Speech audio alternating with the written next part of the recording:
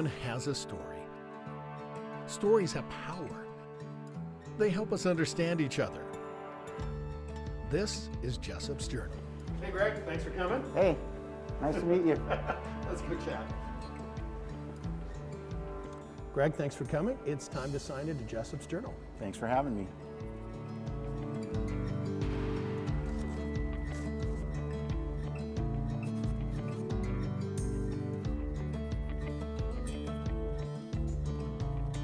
Hi guys, it's Doug Jessop, and it's time for another entry into Jessops Journal. Of course, we got to start with hand sanitizing from the folks at Five Wise. Here's what's cool. Check out, they actually made me my own Jessops Journal brand of hand sanitizer. Go figure. Today, with the newly sanitized gentleman to my right is Greg Newbold. So welcome to Jessops Journal. I'm happy to be here.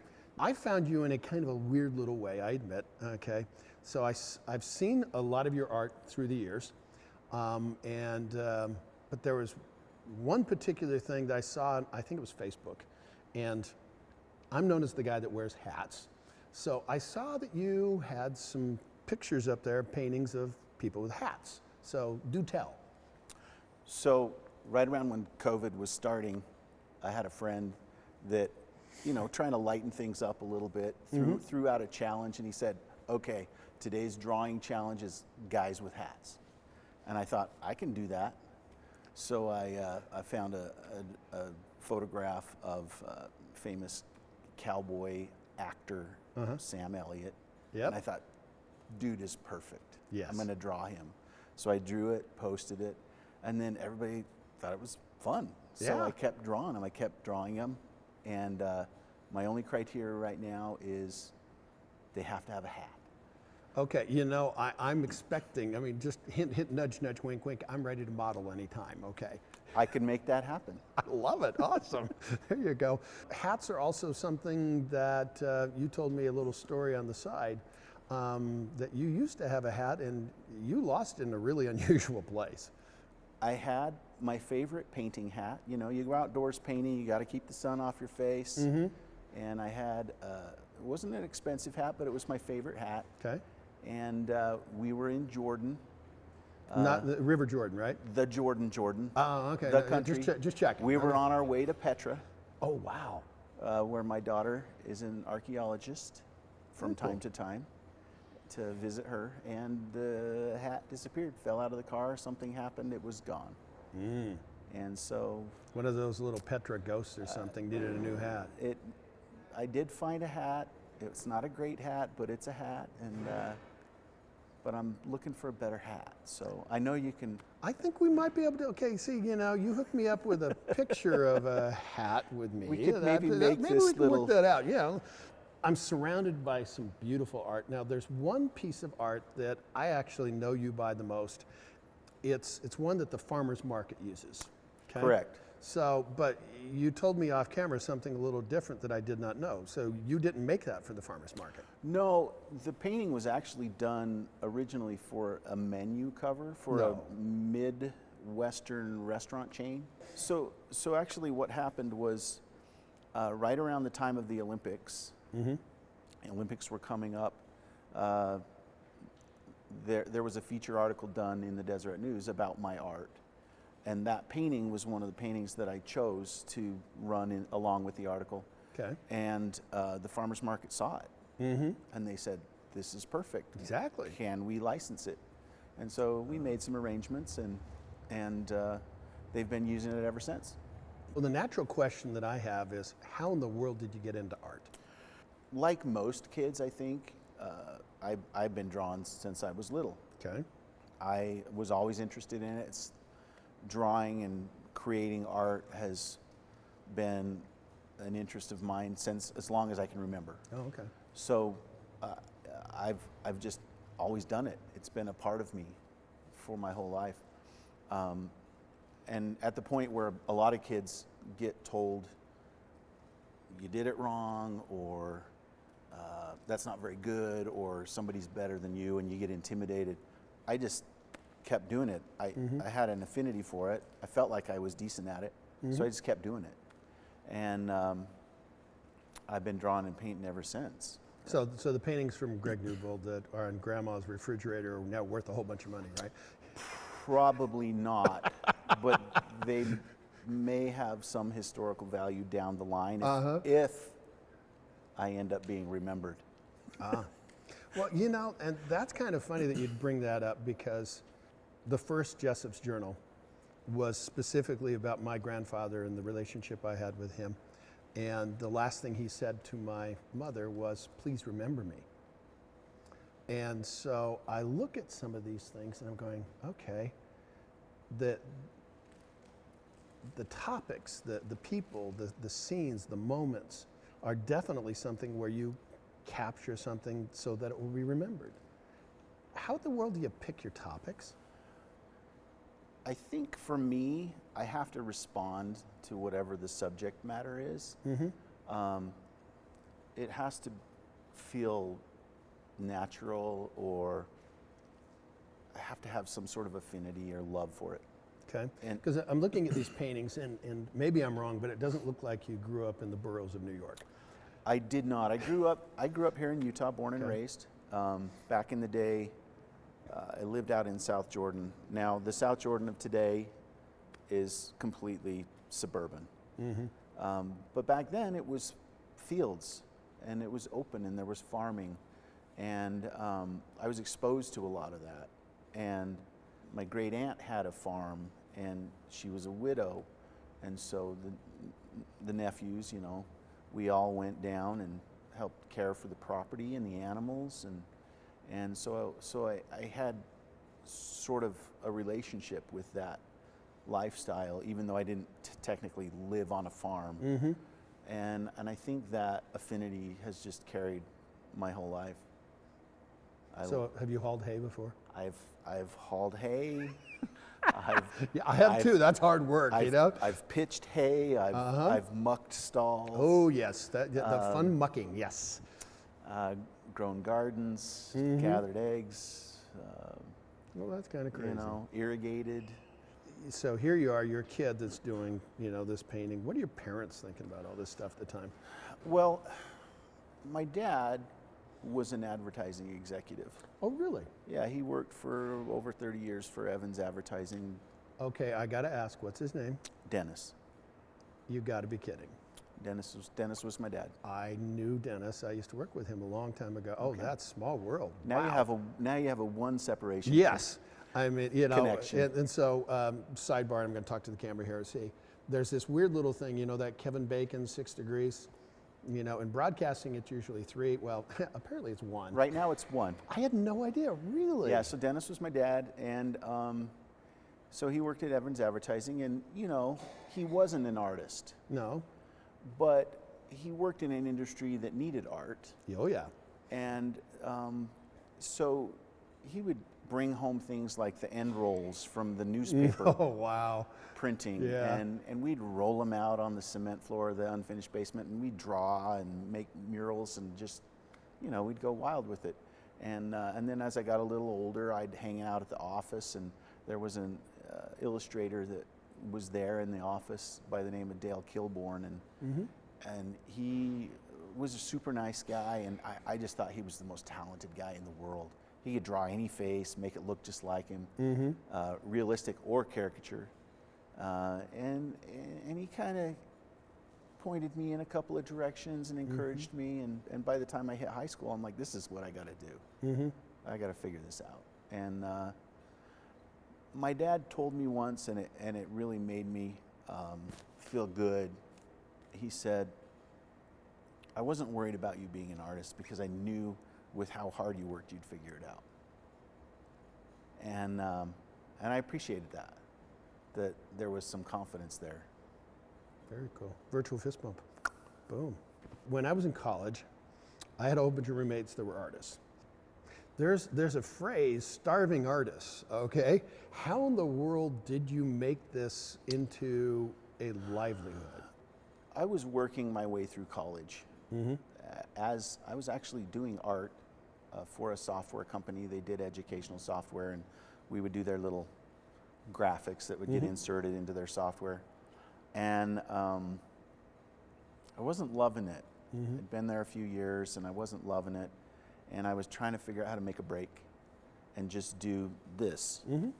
And we were expecting our second child. And on the day that we brought him home from the hospital, there was a phone message for me from work. Okay. Hey, Greg, congratulations on the baby. We hope you got the flowers, and you need to call us. Oh, And- the dreaded we need to talk. Yeah. Oh. And so I was laid off the day we brought our son home from the hospital. Ow, brutal. Serious? Seriously. Oh, ouch. My wife had quit her job to stay home with the kids. Yeah. So we Okay. went from 2 full-time incomes plus my side art hustle to my side art hustle Real in, quick. in a couple weeks. Okay. And it was pretty stressful and not always pretty, but you know, we found a way to get enough work and kind of get things rolling to where we could survive.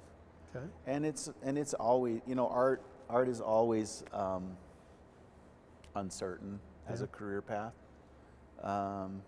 There's so many factors involved in it. So, you know, we've had lean times and we've had flush times, and but in the aggregate, I think everything sort of makes it survivable.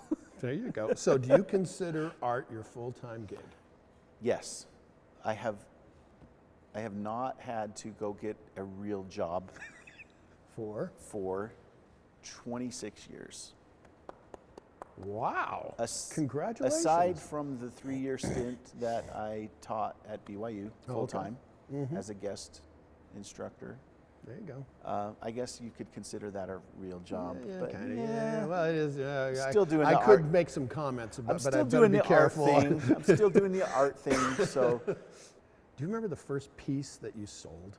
I actually sold a couple of paintings in 8th grade. No way. Yeah, Serious? yeah, Wow. $50. I was rolling. in it. Heck yeah. It's like, wow. And then through high school, you know, I'd have friends. Hey, can you draw this for me? I'm like, sure, $10, $20, whatever, you know. Okay, yeah. And Here you so I go. was making a little bit of money there. Dad would be proud. And then by the time I got up into my upper years of high school, I was selling paintings for $200-$300, and I thought I could figure this out. Right. And so, you know, it kind of went from there. I'm guessing that you just didn't wake up one day and, hey, let's do, you know, an arc painting. No. What's the story behind this? So the interesting thing about what I do is it's kind of, I have 2 separate sort of things going on with my Okay. career. I have the illustration work that I've been doing ever since I got laid off, where a client comes to me Okay. and they have a specific problem that they want to solve visually, and they ask me to bring my expertise and talent into the equation to create a piece of art that will help them sell or fulfill their objective. Right. So that one was done for the Hogle Zoo a few years ago. Surprise, surprise, right? Surprise.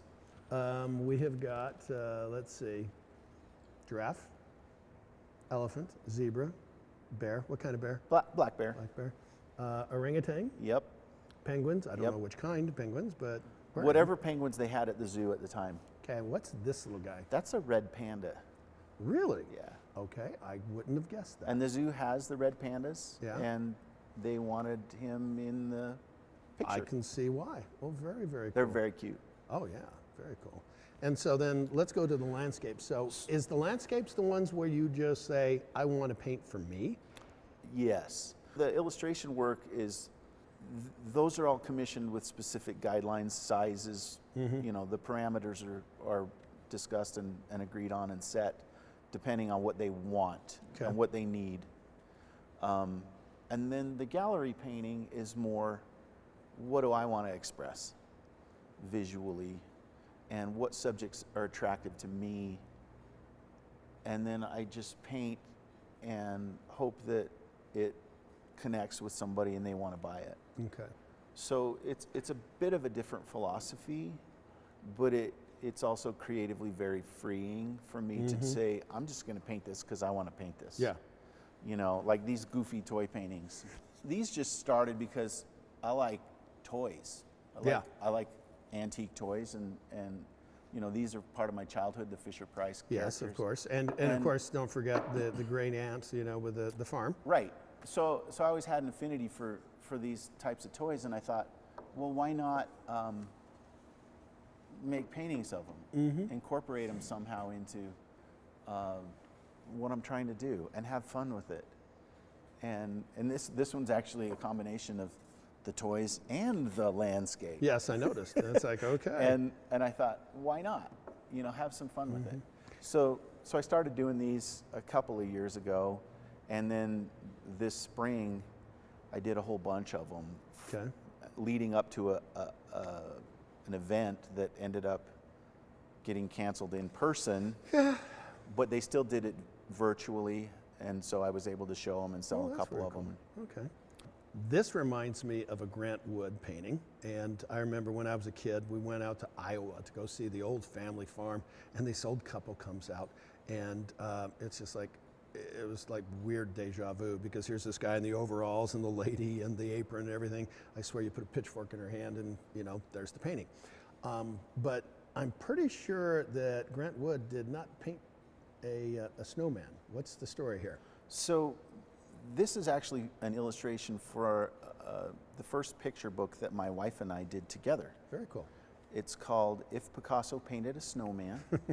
So the backstory was my wife took a girls' trip with her sisters to Paris. And they were in the Picasso Museum, and she was just amazed with the breadth of this guy's career. He could paint anything from realism all up to cubism. Right. And she thought, I wonder what it would look like if Picasso painted a snowman. And her sister turned to her and said, you should write that. That'd be a great picture book. Okay. So she came home, wrote it, and it took us a while to find the right publisher, but we found one. And the concept of the book is to introduce kids to the styles of 17 famous artists as if they had painted a snowman. Okay, so obviously this is Grant Wood, and then there's got to be one with Picasso.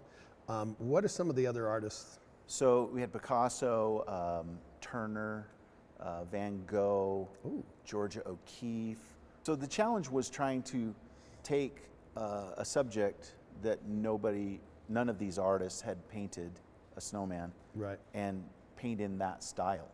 So I had to be a bit of a chameleon, learn about their styles, and then try to channel that. How long did it take you to do that? We didn't have enough time. There's never enough time. Well, right? yeah, okay. But it took about 6 months. I probably did the paintings in about 3 months. Wow, that's pretty fast though, actually. It had to be fast because we had a publishing deadline. Oh, okay. So how did that book do, and have you done any other books? So the book did quite well. The publisher was very pleased with it. They actually ordered a second book before the first book hit the shelves. Congrats. And we've done 3 now. Really? So what are they called? So the first was If Picasso Painted a Snowman, Yeah. If Da Vinci Painted a Dinosaur. No, hang on. Okay. Da Vinci dinosaurs. Okay. Did you paint that one, you know, like laying down or anything? No, I actually did Vitruvian Man, you know, where he's Oh, yeah. As a dinosaur? as a raptor. And the cover is Dino Lisa. Oh, well, of course. There you go. So that was that one. And then the third one is If Monet Painted a Monster. I see a theme going on here. Okay. They're all artists. Yeah, It's carrying this theme that, you know, art is wide open. Yes. We're trying to help kids see that you can paint and draw however you want. Okay. There's this point in most kids' growing up years where they all love to draw, and they hit a certain age where somebody tells them that they're not doing it right, or they feel intimidated because they're not as good as that kid or whatever, and they stop. And so what we're trying to do is say, hey, art is awesome. Have fun with it. Do it however you want, and it's okay. Right. Just be creative. Well, surprise, surprise. I was the kid that, you know, got in trouble for drawing outside the lines. So, you know. Right. Yeah, Stop drawing. You shouldn't be reading, studying. No. Just do art. Well, there's one thing Art that, has power, right? Well, exactly. And it's because, again, stories have power. And art is telling a story. So there's something that you had told me before that I thought was pretty profound. So when you do these pieces of art, okay, be it a commission or just for yourself, what does that mean? I mean, what inspiration do you have? Is there something that you leave on the canvas? I really feel like in order for art to really resonate, there has to be a connection between the artist and the viewer. That's what closes the circle for art, you know. I put my energy and my creativity and my soul, so to speak, onto the canvas, and hopefully it transfers back to the viewer in a way where they feel a connection, where they maybe know me a little bit because of what I created. And I think that's what hopefully will happen when somebody looks at one of my pieces. I say something, the same thing. It's kind of like, you know, an FBI profiler wouldn't have a hard time figuring out Doug Jessop. All you got to do is watch my stories, because I get to pick and choose most of my stories. And you know, you got to get that interest in what gets in. But the other thing that I look at is that stories don't mean anything if they're not written down, if they're not documented. Sure. And so I want to thank, you know, it's Jessops Journal, so you know, you've got this little, and Rustico makes mine, and this one has scars on it that they were going to throw away, and I wanted this. Well, they've got a hashtag that says "Leave Your Mark." So let me get the official announcer voice here ready. Okay, artist Greg Newbold, how do you want to leave your mark? When I make a piece of art, we talk a lot about mark making, especially in gallery painting. Oh, you know, I love his mark making. Meaning whatever your brush stroke looks like, or whatever line looks like when you're drawing a picture. And I like to think that all of those marks become the sum total of the piece of artwork when it's finished. Mm-hmm. Every choice that you made along the path of creating this piece of artwork was an individual mark. And then when you put them all together, hopefully it becomes this beautiful piece that people will love and appreciate. And these things will hopefully be here long after I'm gone. And like that connection that we talked about, you can feel a little bit of the artist's soul when you look at that painting. There's so much of myself that I pour into my work that it's impossible to escape that sort of connection. And I hope that when somebody looks at my paintings, you know, in 100 years or whatever, if they last that long, that they'll know me a little bit, that they'll feel like, oh, he was probably a cool guy, you know. Mm-hmm. I don't know. It's just something that I'm leaving something. I can't take it with me, mm-hmm. So I'm leaving something, and hopefully it'll mean something to someone else a long time from now. Well, Greg, thank you so much for coming on Jessops Journal. And you know, the other things I got to do is thank the people that make this possible. Of course, you know, thank you to the folks at Five Wise with the hand sanitizer. Rustico, of course, makes all my journals, and they're going to make one for you. That'd be awesome. And Taylor Cooperatives, the guys that try to make me look good. Ed has to do a little extra work on there. And yeah, you know what? I just think I might be able to talk to the guys at JW Custom Hats and get you your very own hat. Serious? Yeah. Because you know I lost that hat. I'm just saying. I've been looking for the perfect one. I think we can make it work. I think we can make it work. That would be so great. The last thing I want people to remember is stories have power. They help us understand each other. With another entry into Jessops Journal and Greg Newbold, I'm Doug Jessop, ABC4 News.